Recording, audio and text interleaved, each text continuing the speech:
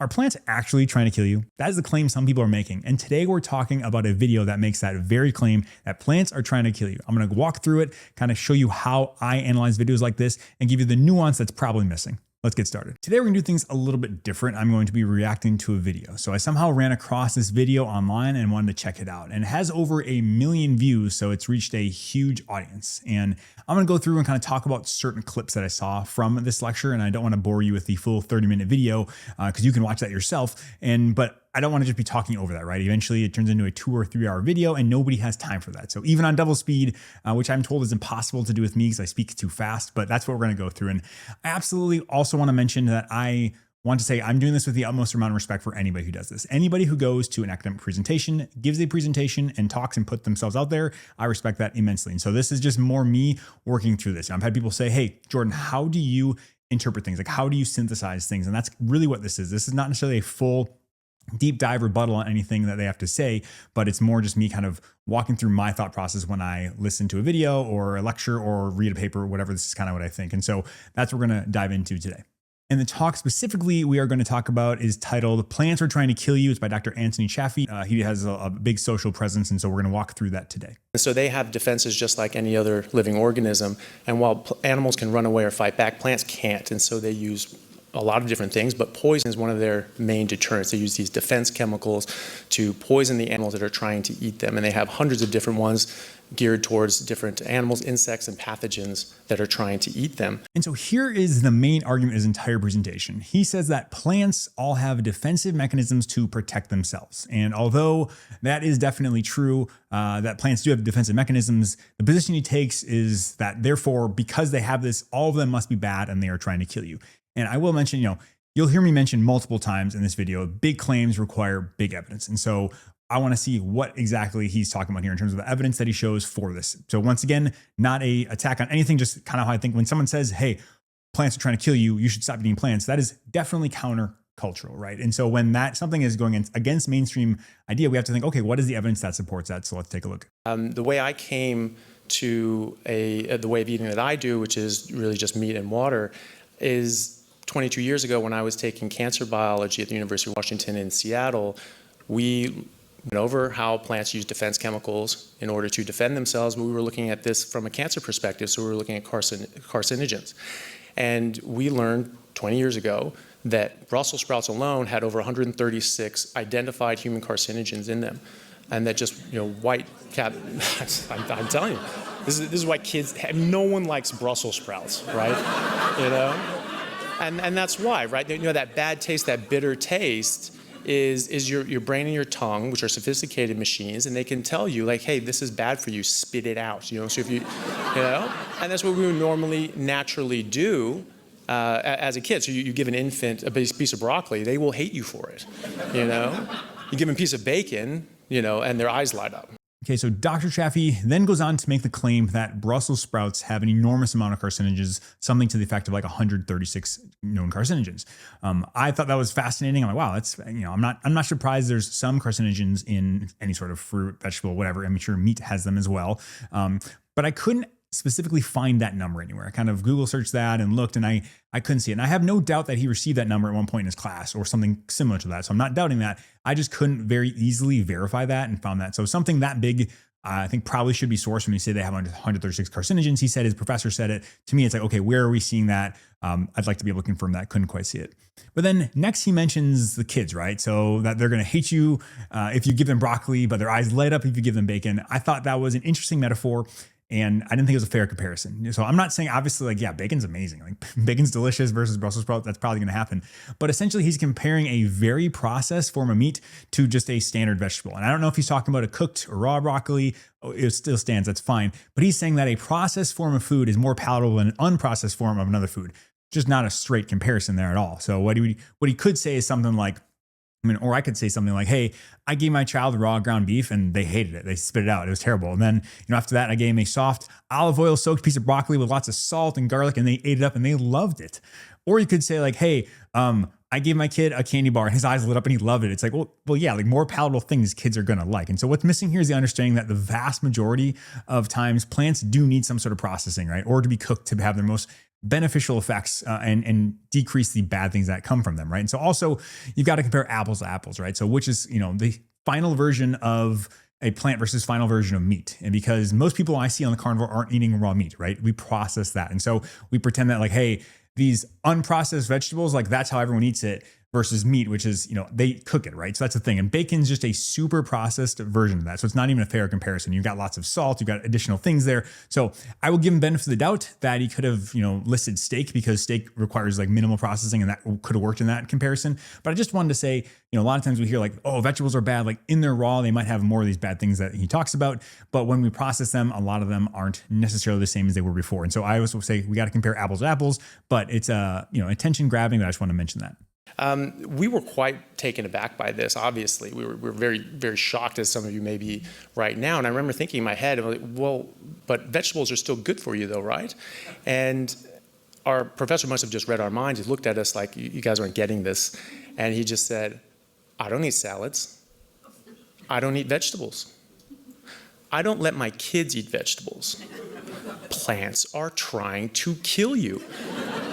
So I was like, right, forget plants. And I just stopped. So here he talks about his professor, and this is a very powerful story about not eating vegetables ever or letting his kids eat them as well. And it's a very powerful story, right? And I'm sure that if I had heard that in college, I would have been floored by it, right? I really respect my professors. And when they say something, when someone in a position of authority says something that is countercultural or against what you thought, your mind's kind of blown, right? You're like, oh my goodness, like what happened there? And this really can be impactful, right? If you're in that situation, I have no doubt it was very, very impactful for him. But this is a classic appeal to authority, right? And so we just have to be aware of where this lies in terms of evidence, which is basically zero, right? So that's like by saying me as a physician, I say something, therefore it must be true. But I could say something outside my realm of expertise or knowing and not necessarily be sure. And because I have an MD behind it, say, oh, I'm going to believe that. So once again, powerful story. I have no doubt that is impacting that. But yeah, you have to always remember that, because I can guarantee you some other college student has had almost the exact identical situation, except it was the opposite, right? Where a professor told them about eating a whole food plant-based diet and how it changed their life, and that they don't let their kids eat meat. And that was probably just as impactful to somewhere else. So you have to step back, right? That just happened to be the product of the position they were in and the timing they were in. So we have to understand, don't get too caught up with stories or anecdotes. We can use them, kind of put them in the memory banks of, okay, I've heard about that. What do I think about that? And think more, instead of just taking it at face value that, oh, hey, it must be true because this person of authority said it. And that's true for me as well, right? Don't believe everything I say. I'm sure I'm wrong. I'm a human and I'm sure I make mistakes. I'm reminded that every day. I'm humbled every time I work with people, and I'm always learning and understanding that. So, but don't take things at face value from anyone just because they're in a position of authority. So this is the study from Professor Bruce Ames from Berkeley. This was published in 1989. And he showed that just the natural plants and vegetables contain 10,000 times more naturally occurring pesticides by weight than the industrial pesticides that we were using on them. And that they were orders of magnitude times more likely to cause cancer than the industrial pesticides, in this case ALAR, which they were looking at specifically. They were trying to actually get it banned, and they were saying, we're not getting rid of this is poison, and it is. Spinach is worse. So now we're starting to get into the science here, so let's dig in. So he mentions Bruce Ames. He's a professor of biochemistry and molecular biology at Berkeley, or was. He has since passed, but he's a legend. Did a lot of research on cancer mutagenesis, DNA repair, all that kind of stuff. And in the slide, he's referencing how he pioneered testing for toxic chemicals. And he mentions that in this article he references, he talks about how there are a lot of known carcinogens inside our plants. And then Dr. Chaffee then takes that as support for his idea that plants are toxic. And I wanted to read this for myself, so I went on the internet and tried to find it. The link that is in his references didn't work, so I had to like dig there and go, and I was able to find an additional thing based off of the image of the slide, find that article. It was a hard thing. And it wasn't really a scientific article, it was more like a letter to the editor. So it wasn't a peer-reviewed article, just more a letter editor.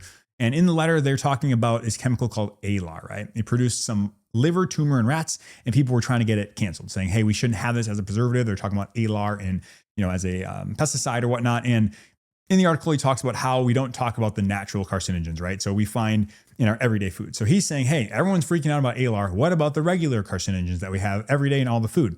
And what he was saying is that in general, we tend to accept these things as we understand that they are very, very low risk, right? I think, however, Dr. Chaffee read it, that it was confirming that plants do indeed cause cancer.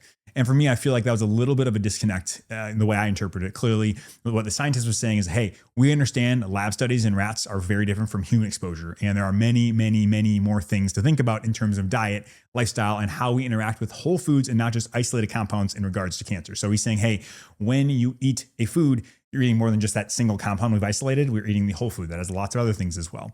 And he also goes on to mention how humans and animals can protect against toxins in their bodies through many layers of defenses. So they're saying, hey, it's not just like the plants have the upper hand, like we also have these adaptive mechanisms. And so he goes into depth talking about how the dose really matters as well. And so overall, he was actually reassuring in this paper saying, hey, through none of these mechanistic studies are problematic in his eyes. He was saying that he's trying to reassure you, saying, hey, ALR might have some issues potentially, but like we have to consider the entire spectrum of things. So although this was used as evidence saying that natural chemicals could cause cancer or are bad for you, the position that I read it as this PhD was saying, hey, actually, you could find this for anything. Like anything you could isolate it down and say it's bad for you, but in reality, is it bad for you on the whole? That's the most important thing. So going into some of the specific categories, such as lectins. Lectins are protein that exists in many, many, many different plants. They have a bunch of different functions. They actually have lectins in animal meat as well, but they don't seem to cause any harm. All right, so here we start to see a lot of really big claims, which is what I love. I want to see this, but I want to verify it. So I started to do some digging.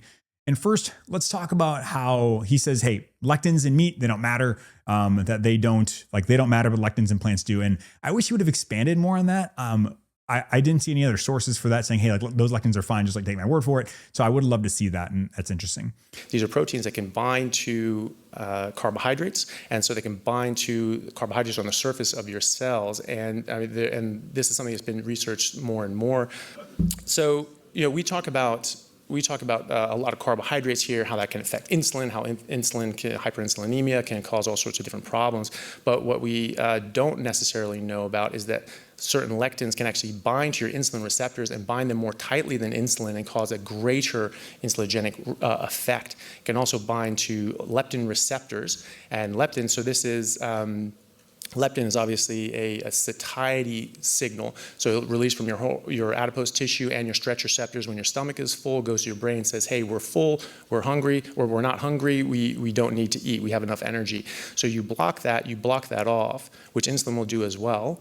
Then you're not able to see your satiety signals and you end up overeating, and you overeat, and you overeat, and this is why we overeat. So this is another reason why people on a ketogenic diet often reduce the amount that they will eat naturally, but sometimes you'll actually see that the lectins are also having an effect, and when you drop those, people will actually lose weight as well. There was a study looking at people with isocaloric intake, and one just removed lectins, and they all lost weight, and the others didn't, and it lost a significant amount of weight.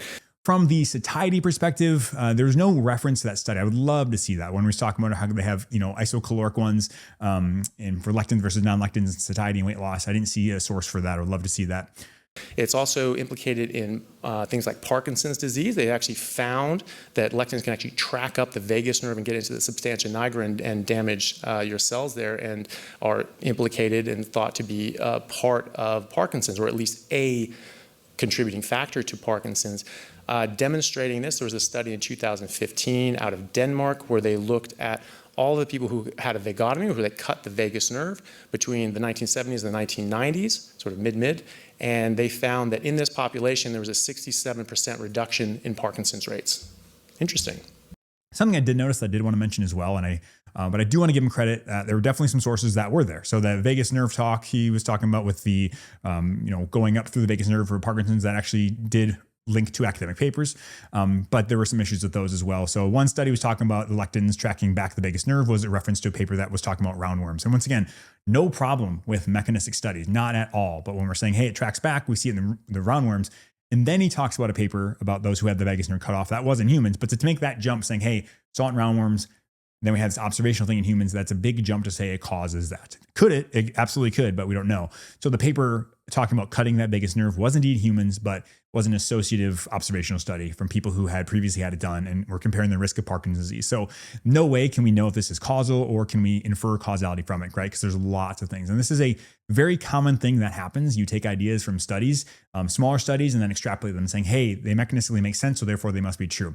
And once again, I'm not saying there's no academic validity to some of these ideas. I just want to be very cautious with people and let them know that the certainty in which we know things matters, right? So if we just see a mechanistic study in roundworms and then see a observational study, that cut the vagus nerve and then to jump say it causes Parkinson's, that's not okay. And I'm not saying he necessarily said that. He said it was kind of interesting. He's like, oh, it's an interesting observation there. But we got to be careful because you can observe a lot of things. So it's just something you have to look up there. But if someone recommends something as an idea saying, hey, maybe, you're sensitive to lectins and this could be a problem or why you're having these issues, that's a reasonable. And I think supported by evidence from a mechanistic standpoint. I think that's a lot of the things here. A lot of these papers are mechanistic ideas, and that's fine. But on top of that, we know that every individual is different, right? And a lot of times studies are geared towards population health, so not individualized health. So I do agree that we need to individualize health for people, but taking this blanket approach saying all plants are bad probably just isn't the case for a lot of people. However, I do think that if you're having problems like autoimmune conditions, gut problems, other things, then taking some things out may be reasonable. I'm totally fine with that. But once again, we just have to be cautious how we talk. I think people deserve to hear the truth and nuance because that's the whole picture, right? Not just one picture saying, hey, I don't want someone to be lied to saying, oh, like all plants are bad for you. Like you don't know that. They don't know that. And it's never that simple, right? Because it's just not how we work as humans. And yeah, life is not black and white. And sometimes you need to talk to people about things and you can have a grown-up conversation with people. That's the biggest thing for me. My audience, I try to treat them like adults saying, hey, it's not black and white. And that's okay because that is health and medicine. But polarity is huge on the internet, right? If you say things with enough confidence, people will believe you, right? So maybe I just need to be more confident and take a hard stance, but that's what it is. Going on with lectins, there's wheat germ agglutinin, which is, I'm sure a lot of people are familiar with. This is another lectin. This can bind to the carbohydrate surface antigens on your enterocytes in your intestinal lining, and this can damage them. It can destroy them. It will also destroy these tight junctions where these cells are literally stuck together and giving barrier protection against things getting in your body that aren't supposed to get in your body. So when you damage those tight junctions, now bacteria and other chemicals that would normally not get into your system, like lectins, will now get into your system and cause all sorts of problems, like binding to your insulin receptors. And then on top of that, I did look at when he's talking about leaky gut, and ISFC, intestinal permeability is a big thing people are talking about all the time, talking about leaky gut, talking about lectins binding to leptins. All those things were wonderful. And I clicked the link and it took me to a blog article from a functional medicine provider. Actually, it was like just the clinic itself. It was like the front page of like this functional medicine clinic. And once again, I'm not saying that every source has to be academic. I don't want to sit there on a pedestal saying like, oh, it wasn't peer reviewed. But when we're making claims, like usually, or we're talking about a topic, it's ideal to have a peer-reviewed article there, or just some sort of reference that's static. I couldn't actually see the reference there. So, and I have no doubt that there's a plethora of academic citations talking about leaky gut or increased intestinal permeability or lectin binding to leptin or whatever. But I just include one of those as typically like good practice, just so we have a standard thing that won't change. And once again, I'm not discrediting this idea. It could still very much be correct, but it just makes so much harder to fact check when we don't have things that are necessarily sourced well or correctly, or even things that work. And obviously this is like a year ago, so maybe it worked at that time. I want to give them the benefit of that. But yeah, typically if we're introducing something in an academic presentation, we want to have a link that will go to an academic paper. But I'm not saying that's a hard and fast rule, but I just couldn't verify the claims in there. But maybe that wasn't the goal of this talk, right? So maybe it was more of an informal conceptual type talk. I'm not quite sure what the Low Carb Down Under event is. Obviously this is taking place at the Low Carb Down Under. It's a low carb community. It seems to be a pseudoscientific, not pseudoscientific in the sense of I think it's all discredited, but it seems to have like scientific talks. And so usually in that setting, you have a kind of a certain way of doing research and annotations and all that stuff. But either way, maybe that wasn't the idea of this talk. Maybe it was just a conceptual talk. But yeah, when we're talking about hard science ideas though, even just 1 or 2 references that are science backed are really helpful just to give people who are curious a place to jump off, right? I try to do that. And obviously I'm not perfect by any means. These talks for YouTube that I'm giving they're not necessarily for a strict academic audience. And so I'm not going through this like a pure academic thing, but I do try to include some specific references, right? So some selected references. And so that you can, if you are interested, you can jump off on that, right? Because that's the big thing. And certainly my ratio of academic to non-academic sources is not perfect either, but here we have quite a few non-academic sources. And if this is an academic talk, we tend to have more. But once again, not trying to gatekeep that, just saying, hey, from my perspective, when I see that, I say, okay, this is more maybe a generalized conceptual talk, not necessarily a hard science talk. And but I did want to mention that. And he found that people would reverse it. People today are doing this all over the world. People may know of Jordan Peterson, his daughter Mikhaila Peterson, who had such severe juvenile rheumatoid arthritis that she had 2 joint replacements of her ankle and I believe her hip. when she was 16 years old. She eliminated she went keto first and eliminated out a lot of different toxins and nightshades in particular, and had very, very good results. Then she dropped all the salads as well, just went to pure meat and water diet. Now she's off all medications and she's having kids, and she's healthy. She has not had a single flare-up. She had salad once, and that gave her a flare-up. And so she's like, right, never doing that again, right? So that's, I think, very interesting as well. And then he talked about this powerful Mikhaila Peterson story, life-changing. And I'm so happy that she is feeling this way. I have no doubt that carnivore diet is a powerful elimination diet and have profound effects for many, many people. The problem I have, though, is extrapolating this one person's success to everybody, right? This is a very specific pathology that person had, and it's very true, pathologic, obviously, and she's feeling better, so I'm not discrediting that ever. And this is like the crux of the carnivore or keto or elimination or any sort of elimination diet is like these people get better and they feel better and they're subjectively better. And yeah, we'll never have a study showing that necessarily because N=1 is hard to follow. But taking that and lumping everybody together, I don't think is appropriate, right? So if someone is otherwise healthy, has no issues, like, do we have to do this restrictive diet, right? So that's the big thing. Like, are all plants terrible for them? Like, well, maybe they're not. Maybe they can tolerate that. Maybe other people who have pathology can't, and this is the right thing for them, but that's not always the case. And so I just wanted to mention that. And that's kind of where I have a problem. And what I don't have is a problem with people who radically change their life or fix things with an intense elimination diet. That is not at all. I think people who are doing what they need to do to feel well and live their best life. And that is totally respectable and wonderful. However, this idea that universally we're all made to just eat meat or to just eat plants or to do X, Y, and Z, like, that's not compatible with the general human experience, right? All evidence we have. We have so many people living in diverse situations, eating diverse things, doing well and thriving. So to say like you have to do this, I think it's kind of myopic and narrow. And that's kind of my approach.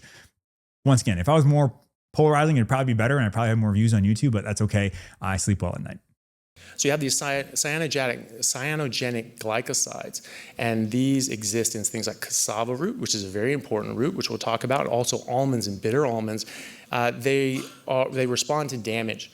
And so once you're chewing an almond or a bitter almond or cassava, that will release this cyanide. So it's normally not in the tissue, just when it's being damaged, right? So this is a defense mechanism. The cassava root, there's bitter and there's sweet. The sweet, both of them combined account for the third most important source of calories in the tropics and is the primary source of calories for over 500 million people in the world. So this is a very important source of calories, and it contains cyanide. The bitter cassava will kill you if you eat it, the amount of cyanide that it has in it. So it has to be specially processed. And they grow the bitter cassava because if they have a problem with herbivores coming around eating their crops, well, they're not gonna eat this one because it'll kill them, right? And so that has to be specially processed, but it doesn't get rid of all the cyanide in it. And so long-term exposure to even low-grade cyanide can cause serious thyroid and neurological damage, and quite seriously. And so next he talks about these compounds that have cyanide inside them, right? Including cassava root and things like almonds. So he mentions that millions of people eat these, and he says that they can cause huge issues with thyroid, neurologic issues, and just moves on, right? That's a pretty big thing. He mentions that these populations are typically very poor, can't afford meat, and that's why they're eating them. But the question I have is, are we seeing a massive amount of metabolic associated diseases and autoimmune conditions in these third world countries that eat predominantly plants? I don't know. Like, we're obviously not going to have phenomenal medical records to know that in third world countries, but it's one of the comment is that, hey, they don't eat these things. And oh, by the way, autoimmune's going up. It's like, well, is it going up in the exact same population? Like, are we seeing huge rises in third world issues that eat, a very plant-based diet or because they can't eat meat? And are we seeing these modern conditions or not? And so, or are these mostly just modern diseases that predominantly are found in the Western societies where they have an excess of food? And that's the important question we really have left unanswered, right? We don't necessarily know that. And yeah, it's kind of just an interesting perspective to think about. Okay, are all these things the same? It sounds cool. It sounds like, yeah, it makes sense. But once again, it's very hard to tease apart these things, and we just want to talk about. So we don't have that really as a staple here, but people do eat almonds, and people don't realize that 400 to 800 grams of almonds can be a lethal dose of cyanide in an adult. And yet we give this stuff to kids and sell it in grocery stores, which I think is wild, right? And then there's bitter almonds, which are just the inside of like a peach pit or stone. You crack that open, it looks like a little shriveled up almond. That's very bitter because there's a lot of cyanide in it. And one or two of those, chewed up, crushed up, will release that cyanide, can be a lethal dose of cyanide in an adult. And then actually talks more about almonds. And man, let me tell you, that's a big claim saying like you can eat enough almonds to kill yourself. So I did some digging, right? I was like, that's interesting. To me, that's like, wow, that's terrible. But I did some digging and I found a case report of someone who did actually try to overdose with bitter almonds. But bitter almonds are typically different from sweet almonds. So sweet almonds are typically the ones you see in grocery stores. And on average, sweet almonds have about 25 milligrams per kilogram of cyanide in them, whereas these bitter almonds have almost 1,000 milligrams per kilogram. So we're talking a 40-time difference. And so I did find that one case report of bitter people trying to overdose with the bitter almond, but I could not find any case reports of anyone dying because of too many almonds. And I think this is one of those things where truly the dose is the poison. I mean, to eat as many almonds as you need to have a big enough exposure to cyanide, I think you just stop eating almonds because you'd be like, this is so uncomfortable and I'm so full. I don't want this. So yeah, like, could you theoretically do that? Yeah. You could also theoretically drink too much water and kill yourself. Like that is a very well-known thing that can happen. And so like most things, dose is probably in the poison, but it was an interesting thing. And I learned that. So that was kind of cool. Seed oils are just poison. As soon as the oil gets out of the plant, it becomes very unstable and is very pro-inflammatory and oxidative. And there's a direct correlation with the rise in seed oils and the rise in cardiovascular disease, sort of the opposite with animal fats. All right, and seed oils, man, I feel like I talk about seed oils all the time. It's a fun time. It's one of my hobbies. But he mentioned this study here where you see a direct correlation with seed oils and cardiovascular disease. But this is a bit of a trick. Not necessarily he's being deceitful in this, but this is a common tactic that can be used saying, hey, this makes intuitive sense. It sounds plausible, right? But let's dig a little deeper, right? So he's saying as seed oils go up, so does heart disease. But I really want to see the study, first of all. It wasn't linked there. He just mentioned it and kind of see what it talked about. And I'm not saying it was intentional, but this is what we think about when we see.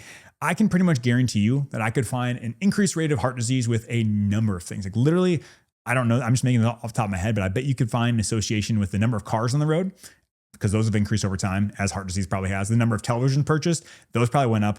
The use of personal electronics, as those went up, we probably increased heart disease. So we're saying, hey, are those the cause? Or literally anything else that has increased with time as heart disease is also increasing? If anything's going in there, could it be?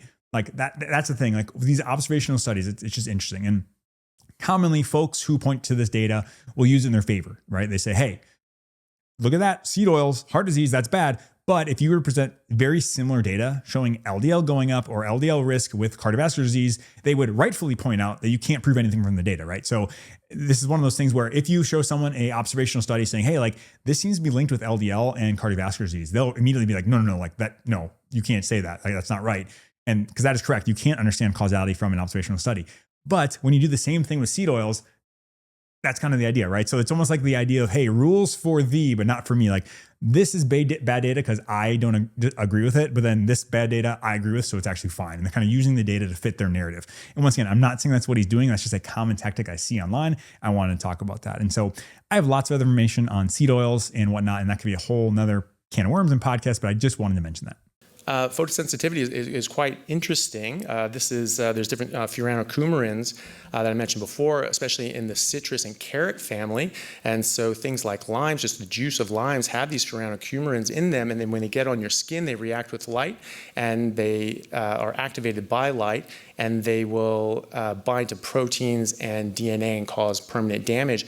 And there are cases of kids who have had second-degree burns just from squeezing limes in the sun. Then you have celery and parsnips. These also have these furanocoumarins which will make you photosensitive. And celery itself there's actually an ailment called celery dermatitis, where celery pickers and handlers, they're just picking a bunch of celery all the time. They actually get very photosensitive. They get these horrible burns like you see here. And photosensitivity here, this is actually really cool to learn. I didn't necessarily know it. Looks very painful, and I definitely don't want that to happen to me. But my initial thoughts, it was kind of interesting, is like, what if we just remove the lime juice and celery and talked about the sun? And if you get too much sun, you can also get a burn, right? A sunburn, a classic normal sunburn, and that's bad. But we don't go around saying the sun is bad and trying to kill you. We understand that the dose is the issue here. We don't go around saying, hey, sun is our enemy. It's trying to kill you. You should avoid it at all costs. And so that's the idea. When you are all or nothing, it seems to be you can be all or nothing for one thing, but selectively not for other things. It's not consistent. And so for me, that's kind of a big thing. Obviously, it's not a direct one-to-one comparison, but for me, you're saying, hey, like this thing can cause damage, so therefore we should not absolutely have it. And pretty much everyone will agree, like, hey, getting some sunlight, vitamin D, probably a good thing for you.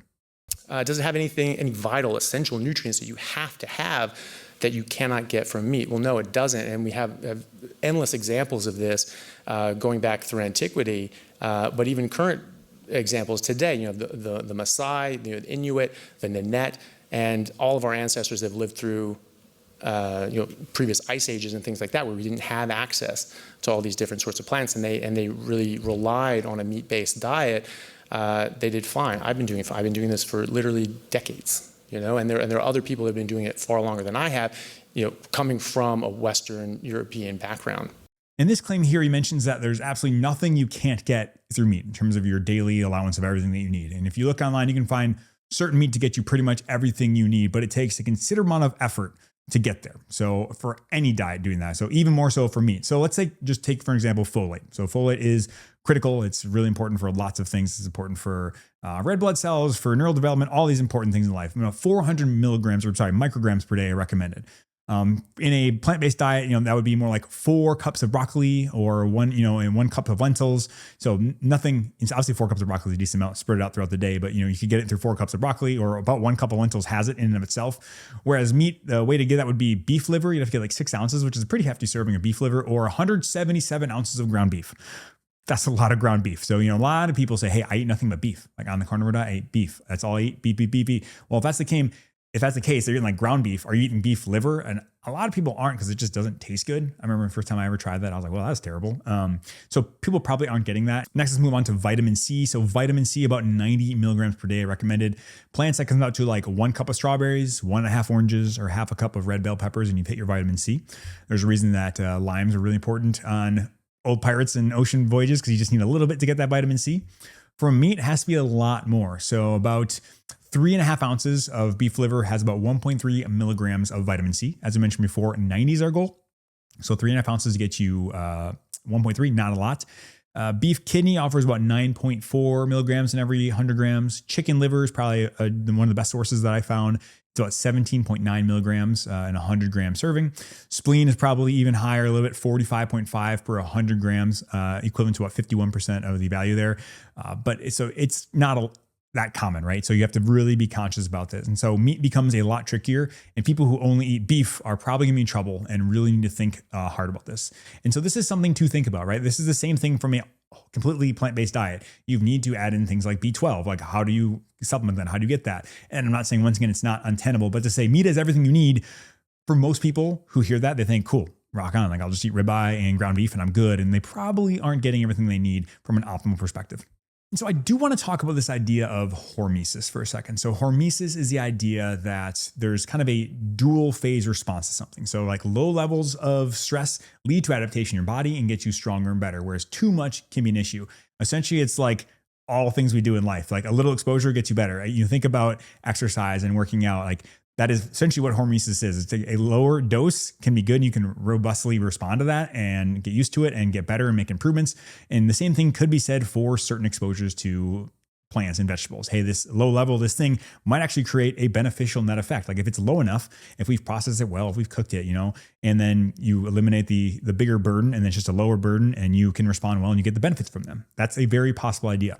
And I wanted to mention this because I know that people who are watching this, they understand the idea of working out, right? Like working out. This guy, Dr. Chappie, he's jacked. He's a strong dude, and he understands hormesis, and that, hey, if he exercises, he makes responses.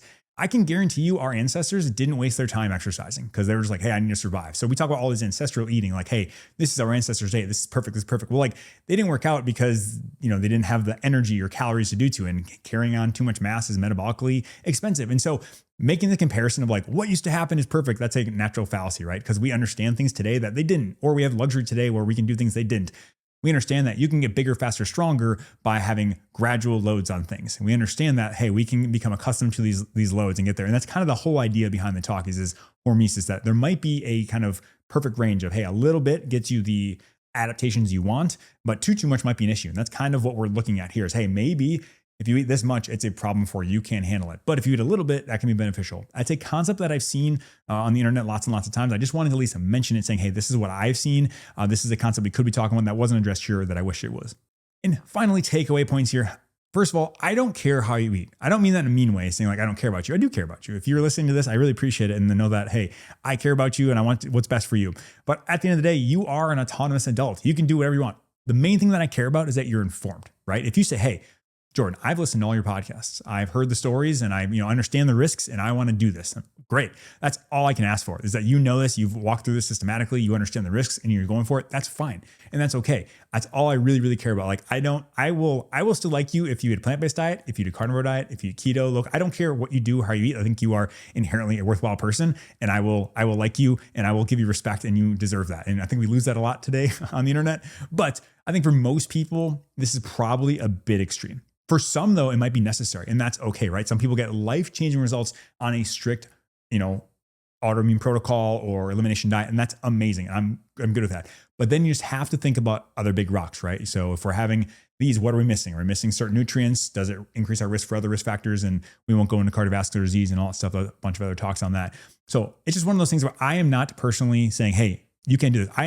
I am very, very pro people feeling good and living their life and not being on medications. Like I'm very pro that, but just understanding most people, this is probably not tenable just because they, realistically don't enjoy it. They can't, it's not palatable. It can't stay this way for a long time. And so if you're a person like me who can just be regimented, like, yep, I'm gonna do the same thing over and over and over and over, and this works for you, that's fine. I'm there for you. I'm great. I just wanted to offer a different perspective, kind of how I think about things and how I work through any big claim, right? So any big claim kind of has to go through this filter in my brain of like, okay, are we exaggerating and whatnot there? And so overall, it was a very interesting talk. It was worthwhile watching. I think it's worthwhile listening to as well. So go through there, watch with a critical lens. If you see things you shouldn't be scared of that are opposing view of you, you should understand, hey, let's look through it through a lens and see what I can learn. And I learned some things, and I learned that I'm not going to be eating sweet almonds a lot here. That's great. That's wonderful. But that's going to be it for today. Thank you so much for stopping by. I really appreciate it, though. If you did enjoy this, it would mean the world to me if you either subscribed on your podcast platform of choice, left a 5-star rating there, that'd be wonderful. Or if you commented or liked on YouTube, that'd be great. And if you shared it with a friend, that'd be like the highest compliment. I would appreciate it. But that's it for today. Now get off your phone and get outside. Have a great rest of your day. We'll see you next time.